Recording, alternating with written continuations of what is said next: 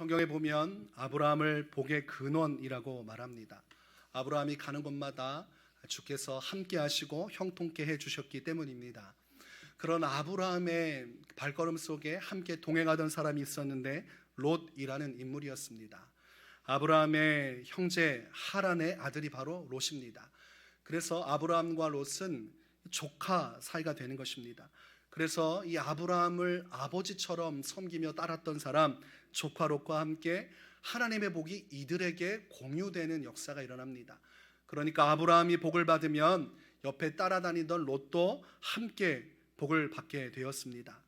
그래서 아브라함의 소유가 많아지면서 롯의 소유도 굉장히 많아졌습니다. 둘 다 엄청난 거부가 된 복을 받게 되었습니다. 아브라함과 롯은 사이가 돈독했고 이 돈 문제 가지고 서로 간에 문제가 될 것은 아니었습니다. 그러나 그들의 밑에 있는 목자들, 그들과 함께하는 사람들은 이야기가 달랐습니다. 서로 간의 이해 문제로 또 돈 문제로 서로 간의 갈등이 일어나고, 그러면서 아브라함과 롯은 결과적으로 자신이 데리고 있는 그 무리들 그리고 재산과 그 모든 소속으로 인해서 함께하기가 어려워졌습니다. 그래서 성경을 보면 아브라함과 롯은 서로 찢어져서 반대로 가기로 결정을 합니다. 이 먼저의 선택권을 아브라함이 롯에게 넘겨줍니다. 너가 한 땅을 지정하면 나는 그 반대쪽으로 가도록 하겠다. 그때 롯이 땅을 둘러보니까 그 많은 땅 중에 눈에 들어오는 곳이 있었습니다. 그곳이 바로 소돔과 고모라였다고 성경에는 말씀합니다. 아브라함이 결정한 그 결정에 따라 롯이 선택한 곳이 바로 소돔과 고모라였습니다. 성경에서는 그 땅을 여호와의 동산 같고 애굽 땅과 같았더라. 하나님께서 에덴 동산을 창조하셨던 그때 얼마나 아름답고 얼마나 찬란했겠습니까? 사람이 살기에 가장 좋은 비옥하고 좋은 땅, 그리고 많은 과실들이 가득한 살기 좋은 땅이 바로 에덴 동산이라고 할 수 있습니다. 하나님의 동산과 같은 느낌을 주는 지역, 그리고 문명이 바로 소돔과 고모라 그 땅 가운데 있었습니다. 그러니까 그쪽 땅으로 가면 자신이 더 많은 부를 얻고 성공할 수 있으리라는 확신이 롯에게 있었습니다. 그래서 선제적으로 롯이 선택한 땅은 소돔과 고모라입니다. 그런데 이 땅이 겉으로 보기에는 굉장히 아름답고 비옥한 땅이었지만 성경의 평가는 굉장히 좋지 않습니다. 창세기 13장 13절을 보니까 소돔 사람은 여호와 앞에 악하며 큰 죄인이었더라, 이렇게 말씀합니다. 땅은 너무나 아름답고 좋은데 그 땅에 거주하는 사람들이 하나님 앞에서 큰 죄인으로서 그렇게 하나님의 마음에 들지 않는 공동체를 이루고 있었다는 것입니다. 뭐 작은 죄인도 아니고 그냥 죄인도 아니고 큰 죄인이라고 표현하니, 오늘날 우리가 와닿을 수 있는 표현은 대역 죄인, 이렇게 표현하면 딱 맞겠습니다.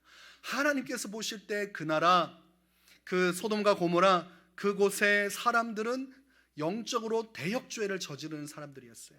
너무나 많은 죄를 지어서 하나님께서 용납하기가 어려운 수준에 있었던 사람들이었습니다. 그러니까 겉만 보고 선택했지만 이 선택이 잘된 선택입니까? 잘못된 선택입니까? 잘못된 선택이지요.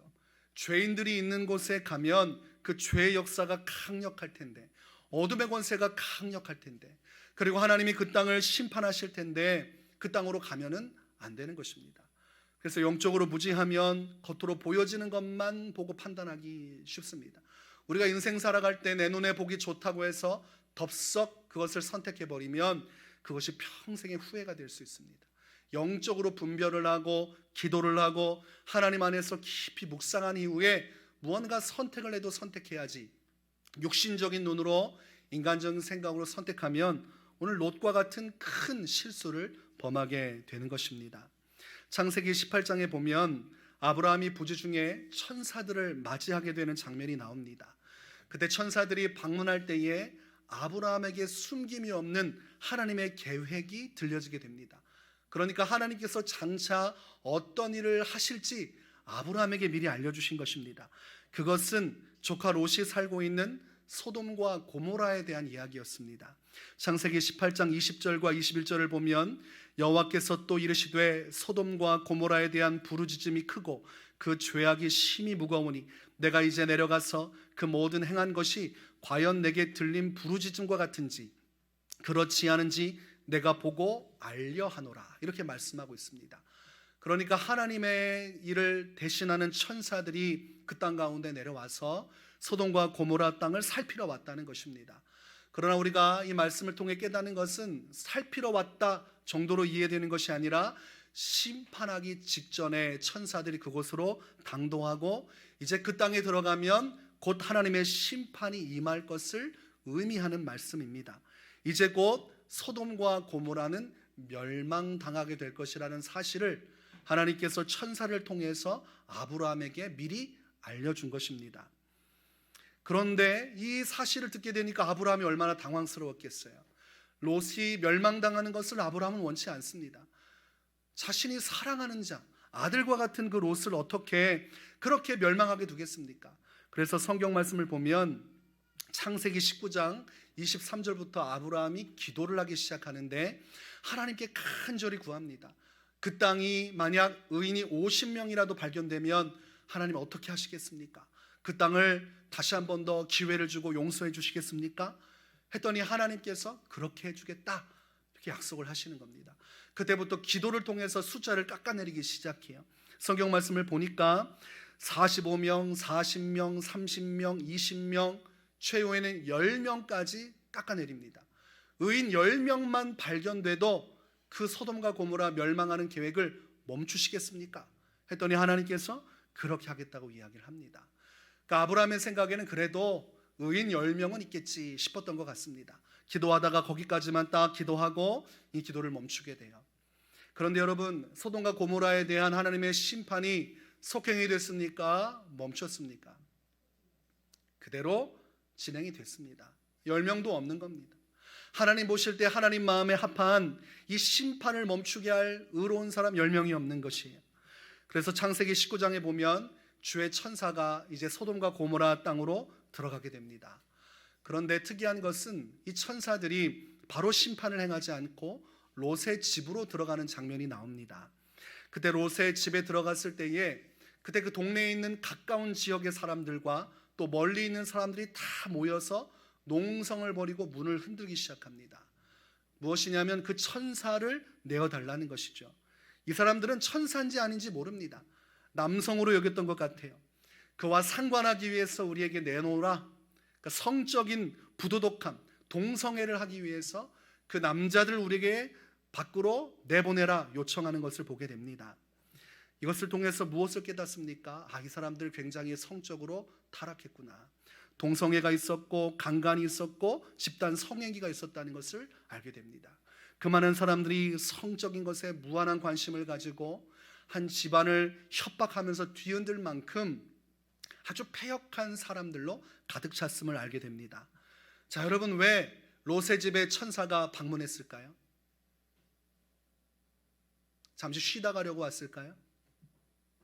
이것은 분명한 목적이 있는 것입니다. 롯이 항상 아브라함의 덕을 보았다고 돼 있어요. 분명히 10명의 의인을 찾지 못했지만 지금 롯은 하나님의 은혜를 입게 된 것입니다. 하나님께서 아브라함을 기억하셔서 지금 롯을 또한 살려주기 위해 천사를 그쪽으로 보내주신 것입니다. 창세기 19장 29절에 보면 하나님이 그 지역의 성을 멸하실 때 곧 롯이 거주하는 성을 엎으실 때에 하나님이 아브라함을 생각하사 롯을 그 엎으시는 중에서 내보내셨더라 이렇게 되어 있습니다. 그러니까 롯의 의로움 때문에 이 모든 환난 가운데 건진받은 것이 아니라 하나님께서 누구를 보셨어요? 아브라함을 보셨습니다. 이것은 성경에 보면 하나님께서 다윗을 기억하사 다윗의 가문을 끊기지 않도록 그 왕권이 흔들리지 않도록 하나님께서 긍휼을 베풀어 주셨던 것 같습니다. 하나님은 믿음으로 주 앞에 서는 사람을 기억하십니다. 하나님께서 기억하는 그 긍휼은 굉장히 깊고 그리고 굉장히 진하고 완전합니다. 사람이 생각할 때 그지 그렇게까지 하실 필요가 있겠는가 싶은 순간에도 하나님은 자신에게 믿음으로 섰던 사람을 기억하사 그와 관련된 사람들에게 자비를 베풀어 주시는 분이십니다. 하나님이 아브라함을 기억하셨어요. 아브라함이 왜 그렇게 기도했는지를 아시는 거예요. 10명의 의인들을 찾기 위해 기도했습니까? 아니죠. 조카 롯을 살리기 위해서 기도한 것입니다. 비록 기도의 조건은 맞아떨어지지 않았지만 아브라함이 왜 기도했는지를 아셨기 때문에 하나님께서 합력하여 선을 이루사 마침내 아브라함의 기도의 소원을 따라 심판은 이루어지지만 롯의 가정은 살려주는 은혜를 베푼 것입니다. 그러니까 롯이 얼마나 큰 은혜를 입었습니까? 이 은혜를 받을 자격이 없지만 자신이 첫 번째로 구원을 받았어요. 그리고 두 번째로 자신의 가족이 구원받는 길을 얻게 되었습니다. 창세기 19장 14절에 보면 롯이 사위들에게 빨리 탈출하자고 이야기를 해요. 천사가 빨리 너희의 가족들을 데리고 이곳을 떠나라, 너희가 살 수 있으리라고 말을 했기 때문에, 하나님의 은혜를 누렸기 때문에 가족들과 빨리 도망가면 됩니다. 그런데 사위들의 반응이 참 재밌습니다. 성경 말씀 보니까 농담으로 여겼더라 이렇게 되어 있습니다. 아니, 하늘은 맑고 푸르고 어제와 같이 오늘 하루의 삶이 시작이 되었고 별다를 바가 없는데 지금 롯이 호들갑을 떨고 있다고 생각을 하는 것입니다. 아니, 어떻게 심판이 있겠는가? 지금까지 하나님을 믿고 따른 적도 없고 하나님을 본 적도 없는데 갑자기 왜 하나님이란 존재가 소돔과 고모라를 멸망시킨다는 것이 말이 되는가? 전혀 믿지 않았습니다. 지금 롯이 얼마나 간절히 이것을 이야기했겠어요. 지금 나가지 않으면 죽는다는 것을 확신하고 있을 때 그 마음이 얼마나 간절하겠습니까? 여러분, 지금 지진이 나고 있고 이 건물이 무너지고 있는데 여러분, 그때 탈출해야 되는 순간에 주변에 있는 사람들을 붙들고 나가고자 할 때 그 마음이 어떻겠어요? 지금 롯의 마음이 딱 그러합니다. 그런데 사위들이 그 말을 듣지 않았습니다. 구원의 복음의 소식이 들려올 때 이 말씀을 듣지 않고 멸망으로 가는 사람처럼 이들 사위들도 구원의 소식이 들려왔지만 듣지 않았어요. 그래서 어쩔 수 없이 롯과 그의 아내와 두 딸만 급하게 천사가 붙들고 밖으로 뛰어나와서 성 밖으로 빼어놓게 됩니다. 그때 성경을 보니까 그때 당시에 곧 동이 터오기 시작했다고 되어 있습니다. 그러니까 천사가 엄청나게 급하게 움직이기 시작했어요. 빨리 서둘러라. 지금 빨리 산으로 뛰어가라. 그래야만 너희가 이 심판에서 벗어날 수 있다고 이야기를 하게 됩니다. 그때에 롯이 알겠습니다 하고 뛰어가면 좋겠는데 롯의 입장에서는 자신이 없었습니다. 곧 임박한 심판이 오고 있는데 저 멀리 있는 산까지 가다가는 도중에 재앙을 만나서 죽을 것만 같았습니다. 그래서 간청을 합니다. 저 멀리 있는 산이 아니라 우리 앞에 보이는 저 작은 성읍으로 도망하면 그곳에서 생명을 부지할 수 있게 해주십시오. 그러자 세 번째 은혜가 임합니다. 살려주는 것만도 고마운데 구원의 기회를 주는데 확대해서 주어요. 저 앞에 있는 성읍으로만 피해도 살려주겠다. 원래 그 성읍도 같이 불타야 됩니다. 본문 21절에 말하기를 그가 그에게 이르되 내가 이 일에도 내 소원을 들었은즉 내가 말하는 그 성읍을 멸하지 아니하리니. 간구하지 않았으면 그 성읍도 불타 없어졌을 것인데 은혜를 베푸사 그에게 살 길을 열어주셨습니다. 원래 살 길은 산인데 그를 불쌍히 여겨서 앞에 있는 성읍으로만 가도 살 수 있도록 하나님께서 자비를 베풀어 준 것입니다. 자신도 구원받았고 자신의 가족도 구원받았고 그리고 마지막 죽기 직전에도 살 길을 열어주신 하나님의 은혜가 롯과 함께 했습니다. 우리가 롯의 사건을 통해서 이 소돔과 고모라의 긴박한 심판의 여정 속에서 무엇을 발견하게 됩니까? 하나님의 은혜가 크고도 높다는 것입니다. 사람은 이 은혜를 받을 자격이 없지만 하나님께서 이 은혜를 베풀어 주셨다는 것입니다. 여러분, 우리가 하나님 앞에서 은혜 받을 만한 자격이 있다고 생각한다면 그것은 성경적으로 잘못된 것입니다. 오늘날 우리도 예수 그리스도의 십자가 피를 통하여 죄 용서받고 하나님의 자녀가 되었습니다. 우리의 인생은 롯과 같고 소돔과 고모라와 같아요. 하나님 앞에 죄악이 많아서 멸망할 수밖에 없는 자들이었습니다. 그러나 하나님께서 아브라함을 기억하사 롯을 건져주신 것처럼 예수 그리스도를 기억하사 그 십자가의 죽으심을 기억하사 오늘날 우리도 살 수 있는 길을 열어주신 것입니다. 로마서 3장 10절에서 12절에 이렇게 말씀합니다. 기록된 바 의인은 없나니 하나도 없으며 깨닫는 자도 없고 하나님을 찾는 자도 없고 다 치우쳐 함께 무익하게 되고 선을 행하는 자는 없나니 하나도 없도다. 하나님 앞에서 어느 누구도 선을 행하는 자가 없나니 하나님 앞에서 모두가 심판을 받을 수밖에 없는 우리의 영적인 현실을 적나라하게 드러내는 것입니다. 하나님, 내가 의로우니까 나만큼은 구원받을 수 있지요? 아니라는 것입니다. 성경은 우리에게 어떠한 희망도 주지 않습니다. 오직 누구를 통해서만 구원받습니까? 아들이신 예수 그리스도를 통해서만 구원받습니다. 그래서 우리가 예수님을 찬양하고 그 이름이 모든 이름 위에 뛰어난 이름이 될 수 있는 것입니다. 여러분과 하나님 사이에 예수님이 없으면 우리는 소돔과 고모라와 같이 멸망의 길로 나가게 되어 있는 것입니다. 우리가 예수님의 은혜 때문에, 예수님께서 우리의 방패가 되어 주시기 때문에 하나님의 심판으로부터 우리를 가려주시고 보호해 주시는 것입니다. 그래서 우리는 평생 동안 이 은혜를 기억해야 되는 것입니다. 우리가 얼마나 많은 은혜를 받았습니까? 구원받은 것뿐만이 아니라 오늘 아브라함이 롯을 위해서 기도한 것처럼 예수님께서, 성령님께서 구원받은 우리를 위해서 아직도 기도하고 계신다고 성경은 말씀합니다. 디모데전서 2장 5절에 하나님은 한 분이시요 또 하나님과 사람 사이의 중보자도 한 분이시니 곧 사람이신 그리스도 예수라. 예수님께서 우리를 구원하셨을 뿐만 아니라 우리를 위해서 기도하고 계신다고 성경은 말씀합니다. 로마서 8장 26절에 이와 같이 성령도 우리의 연약함을 도우시나니 우리는 마땅히 기도할 바를 알지 못하나 오직 성령이 말할 수 없는 탄식으로 우리를 위하여 친히 간구하시느니라. 이렇게 되어 있습니다. 아무것도 보이지 않죠? 이 세상이라는 허허벌판에 우리 혼자 살아가는 것 같지만 구원받은 백성은 홀로 살아가는 것이 아니에요. 예수님께서 하나님 보좌 우편에서 우리를 위해서 기도하고 계십니다. 성령께서 말할 수 없는 탄식으로 우리를 위해서 기도하고 계십니다. 이것은 우리에게 은혜입니다. 우리는 은혜로 구원받았고 은혜로 이 세상을 살아가고 있는 것입니다. 보이지 않아도 은혜의 옷을 입고 있는 것이에요. 그러니 얼마나 감사합니까? 사도 바울은 이 은혜를 깨달은 사람이에요. 고린도전서 15장 10절에 그러나 내가 나 된 것은 하나님의 은혜로 된 것이니 내게 주신 그의 은혜가 헛되지 아니하여 내가 모든 사도보다 더 많이 수고하였으나 내가 한 것이 아니요 오직 나와 함께 하신 하나님의 은혜로라. 사도로서 쓰임받았고 열심히 살았지만 다 그것이 하나님의 은혜였기 때문에 가능했다는 겁니다. 다메섹 도상에서 찾아오신 예수님이 아니라면 사도 바울은 그렇게 살다가 지옥의 멸망으로 떨어졌을 것입니다. 그러나 하나님이 그를 불러주셨고 예수님을 믿어 구원받게 하셨고 그에게 사도의 직분을 주셔서 그가 평생 이 사명을 붙들도록 인도해 주셨고 그의 사역마다 성령께서 기름 부으셔서 예수님의 이름을 드높이게 하셨으니 사도 바울에게 있어서 예수님의 은혜를 제외하면 자신에게 남는 것은 하나도 없다는 고백이 하나님께 드려지게 된 것입니다. 여러분도 마찬가지. 우리의 인생에서 이 은혜를 빼면 우리는 아무것도 아닙니다. 우리는 아무것도 아닙니다.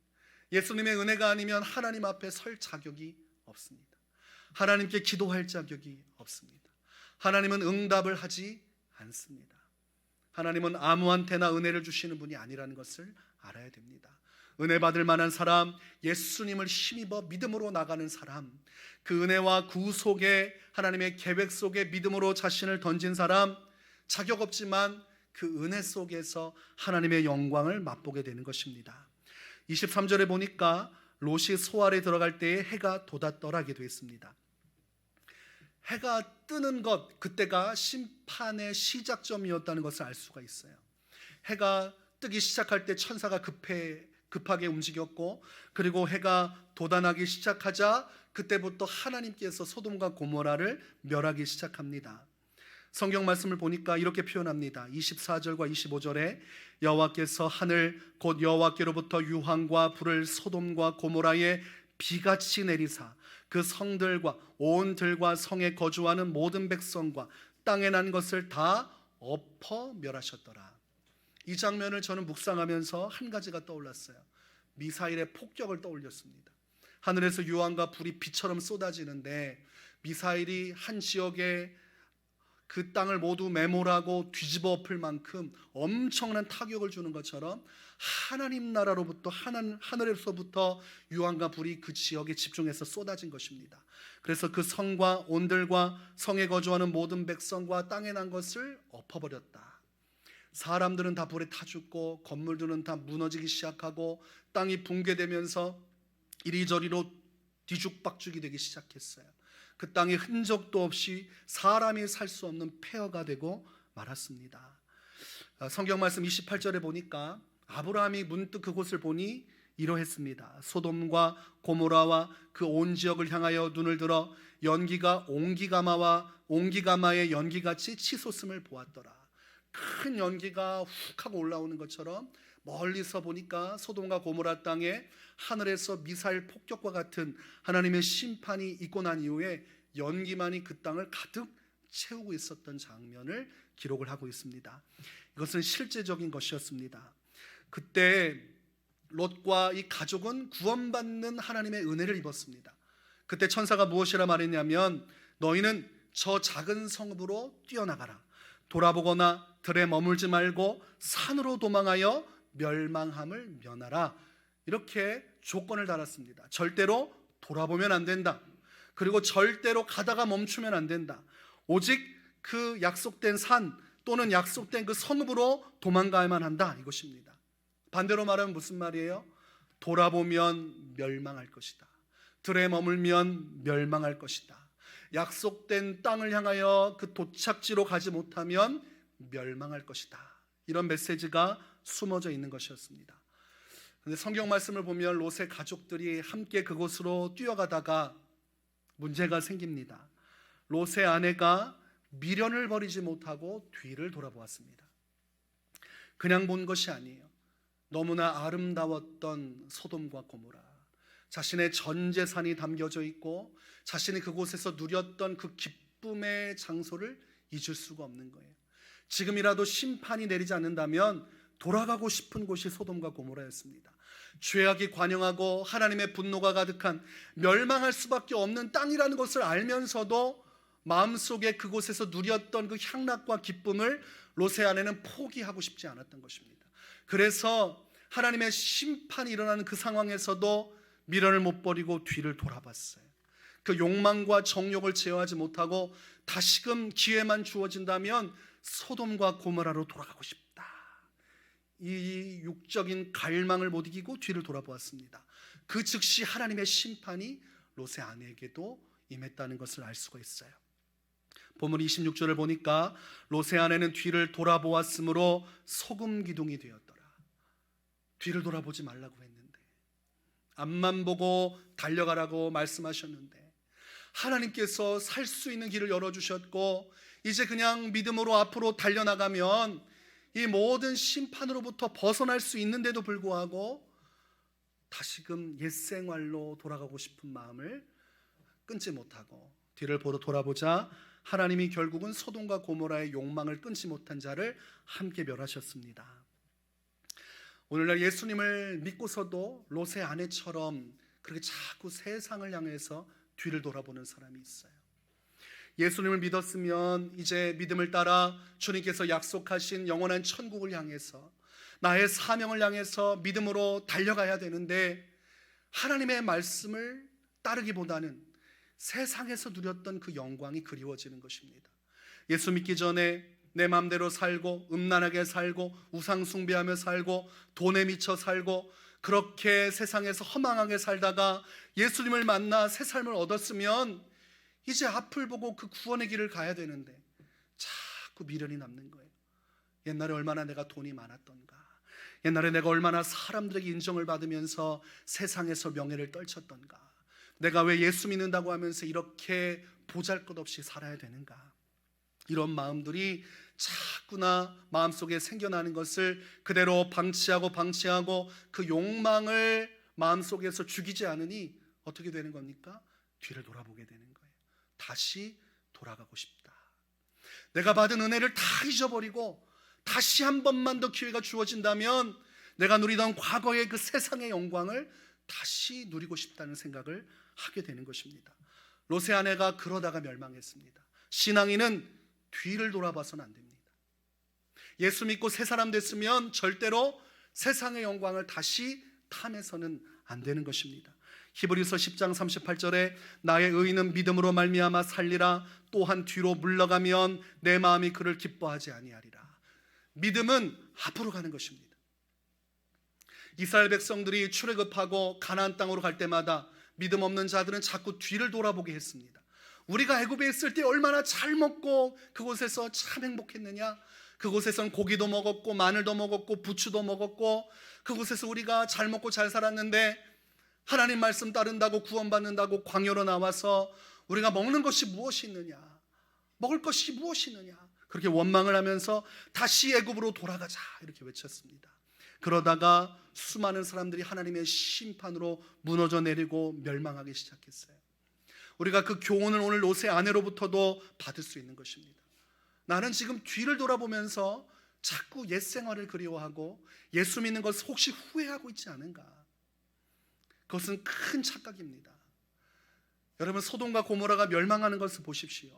우리가 예수 그리스도를 믿는 믿음 안에서 거듭나지 않았으면 우리도 마침내 마지막 이 땅의 모든 것이 심판받는 날, 그 심판과 함께 영원한 멸망으로 떨어지게 될 것입니다. 예수님이 아니라면 여러분과 저는 영원한 불못에서 영원히 고통받을 수밖에 없는 사람이었습니다. 그러나 이 세상의 소리를 불러주셨어요. 그래서 고린도후서 5장 17절 말씀과 같이 그런 중 누구든지 그리스도 안에 있으면 새로운 피조물이라 이전 것은 지나갔으니 보라 새 것이 되었도다. 우리는 새 것이 되었어요. 그래서 세상과 나는 간 곳 없고 무엇만 보여야 됩니까? 구속한 주만 보여야 되는 것입니다. 그러나 사단은 자꾸 뒤를 돌아보아라, 뒤를 돌아보아라. 천국보다 더 좋은 세상의 영광이 있다. 세상의 영광을 자꾸 보게 합니다. 그러나 성경은 요한일서 2장 16절에 말씀합니다.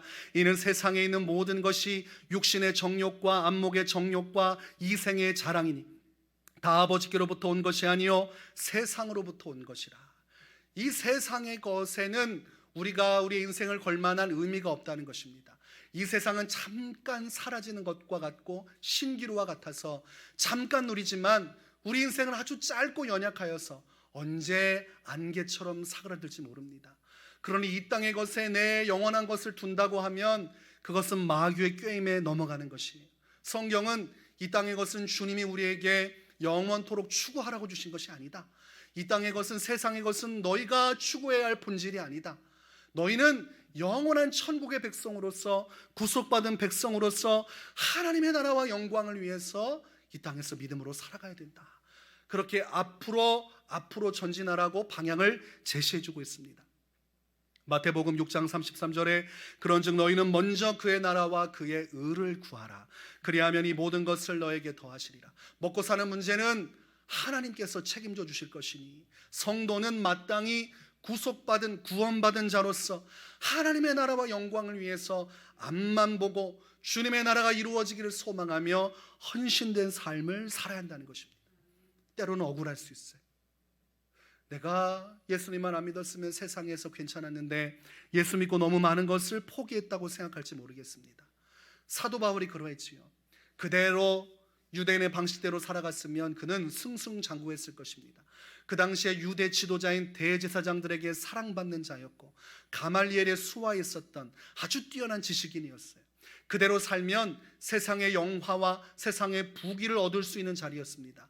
그러나 사도 바울은 그런 것들을 무엇으로 여겼습니까? 배설물로 여겼어요. 똥처럼 여겼습니다. 짧고 유한한 이 세상, 내가 이 지식을 따라 이 세상 영광을 누린다 해도 장차 올 하나님의 나라를 바라볼 때에 아무것도 아니라는 것을 깨달은 것입니다. 여러분, 우리가 천국에서 받게 될 것은 너무나 아름다운 것입니다. 성경에서 그것을 표현하고자 하나 표현을 못하고 있습니다. 요한계시록에서 천국의 영광을 표현하려고 하지만 표현을 못하고 있습니다. 설령 누가 천국에 갔다 와도 표현을 못하는 것이에요. 사도 바울이 만약 천국을 다 표현할 수 있었다면 3층 전에 갔다 온 그것을 자세하게 풀어 말했을 것입니다. 그러나 천국의 영광은 이 세상의 것으로 표현할 수가 없습니다. 그래서 다 한정적이고 한계가 있고 무슨 말인지 못 알아듣는 것입니다. 여러분, 천국을 머릿속에 그릴 수 있으면 그건 천국이 아닙니다.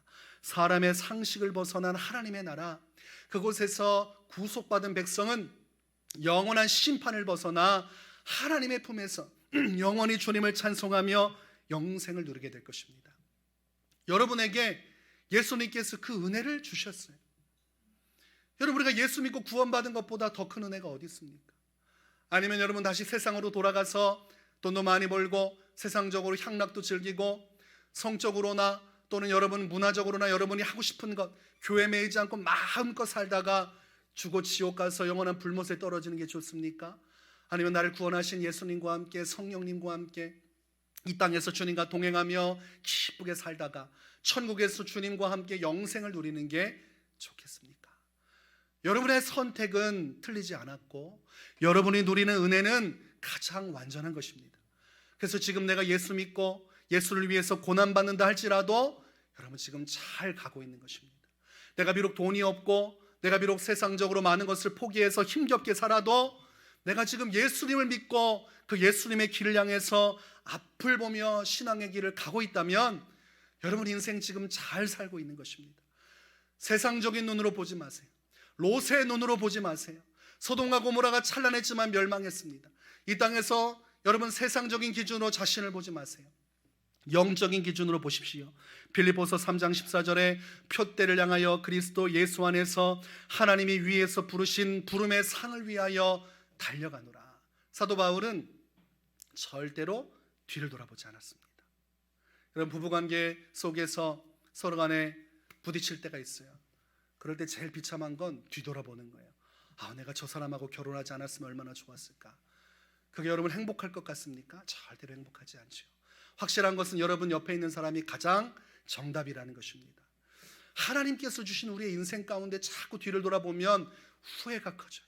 내가 지금 옳은 길을 가고 있고 옳은 사명을 감당하고 있음에도 자꾸 후회하게 되는 것이, 여러분 그것은 옳지 않습니다. 절대로 뒤를 돌아보지 마시기 바랍니다. 무슨 말인지 여러분 이해가 되십니까? 절대로 후회하지 마세요. 우리가 이곳에서 함께 예배하고 있습니다. 때로는 작은 교회에서 예배하는 것이 여러분에게 불편할 수가 있어요. 저도 가끔씩 걱정될 때가 있어요. 새롭게 오신 분들도 있지만 혹시 후회하면 어떻게 하나, 후회하면 어떻게 하나. 목사님 함께 하겠습니다 하고 하는데 마음속에는 내가 잘못 왔구나, 이렇게 후회하면 어떡하나. 그러나 여러분 잘 오셨습니다. 하나님께서 부르신 부름을 따라 성령님 따라 비록 고생스러워도 비록 내가 만족할 만한 것이 없어도 하나님께서 가라고 하시는 데 가고 그분과 함께 이 세상 믿음으로 살면 잘 살아가는 것이, 하나님께서 기뻐하시면 그걸로 충분하지 않습니까? 우리가 뒤를 돌아보지 않았으면 좋겠어요. 여러분의 인생 가운데 후회가 자꾸 밀려오고 사단이 계속 속삭일 거예요. 뒤를 돌아보아라. 너는 지금 헛된 삶을 살고 있다. 더 나은 삶이 있다. 그렇게 예수 믿는다고 어렵게 살지 않아도 된다. 예수 믿는다고 그렇게 십자가 지면서 고난을 받지 않아도 된다. 더 좋은 길이 있다. 뒤를 돌아보고 다시 돌아가라 라고 말하지만 우리가 오직 하나님 나라 바라보면서, 앞만 바라보면서 믿음으로 주님의 사명 붙들고 우리 주님과 함께 동행할 수 있기를, 그리고 믿음으로 선포하며 나갈 수 있기를 주의 이름으로 축원합니다.